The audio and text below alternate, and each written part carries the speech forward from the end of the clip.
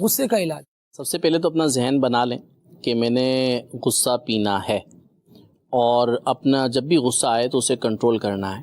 علماء نے اس کے بہت سارے طریقے لکھے ہیں، اور ان میں سے ایک انداز یہ بھی ہے کہ غصہ جو ہے نا یہ شیطان کی طرف سے، اور شیطان آگ ہے.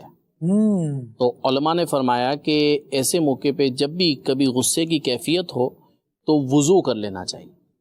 تو وضو کر لیں انشاءاللہ الکریم. اللہ تبارک و تعالیٰ کی رحمت سے امید ہے کہ انشاءاللہ غصہ ٹھنڈا ہو جائے گا. انشاءاللہ. غصہ پینے میں صبر بہت اچھا معاون ثابت ہوگا. کیا حضرت سیدنا سلمان فارسی رضی اللہ تعالیٰ عنہ کی بارگاہ میں ایک شخص آیا اور عرض کی مجھے کچھ نصیحت کیجیے. تو آپ رضی اللہ تعالیٰ عنہ نے فرمایا کہ غصہ نہیں کرنا.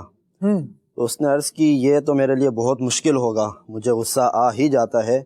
تو پھر آپ رضی اللہ تعالیٰ عنہ نے ارشاد فرمایا کہ پھر اپنی زبان اور ہاتھ کو روکے رکھنا. حضرت ایوب رحمۃ اللہ تعالیٰ علیہ فرماتے ہیں کہ تحمل مزاجی بہت سے فتنوں کو دبا لیتی ہے. سبحان اللہ. تو اب جو یہ سوچتے ہیں کہ ہم تو اپنے غصے کی عادت کو چھوڑ ہی نہیں سکتے، یہ ہمارے لیے بہت مشکل ہے، یہ نہیں ہو سکتا، تو یہ بالکل غلط فہمی ہے. اگر بندہ چاہے صدقے دل سے توبہ کر کے اگر اس طرف آنا چاہے کہ میں غصے کی عادت چھوڑنے میں کامیاب ہو جاؤں یا غصے کو کنٹرول کرنے میں کامیاب ہو جاؤں، تو یہ بالکل ممکن ہے، ہو سکتا ہے. صرف پریکٹس اور ذہن بنانے کی ضرورت ہوتی ہے. ذہن بنانے کے ساتھ ایک کام اور کیجیے. اس چیز کو چاہیں تو آپ دوا کے طور پہ لے لیں، ویسے وظیفے کے طور پہ علماء نے اس کو بیان فرمایا کہ چلتے پھرتے یا اللہ یا رحمان یا رحیم یہ کہا کریں.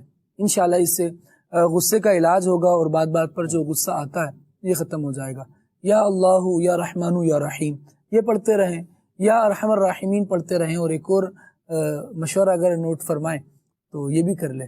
امیر علیہ سنت دامت برکاتہم العالیہ کا رسالہ ہے غصے کا علاج.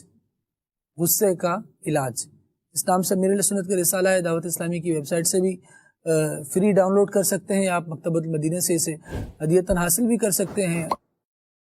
کاش محشر میں جب ان کی آمد ہو اور بھیجے سب ان کی شوکت پہ لاکھوں سلام. تو مجھ سے خدمت کے قدسی کہے ہر ادا، مجھ سے خدمت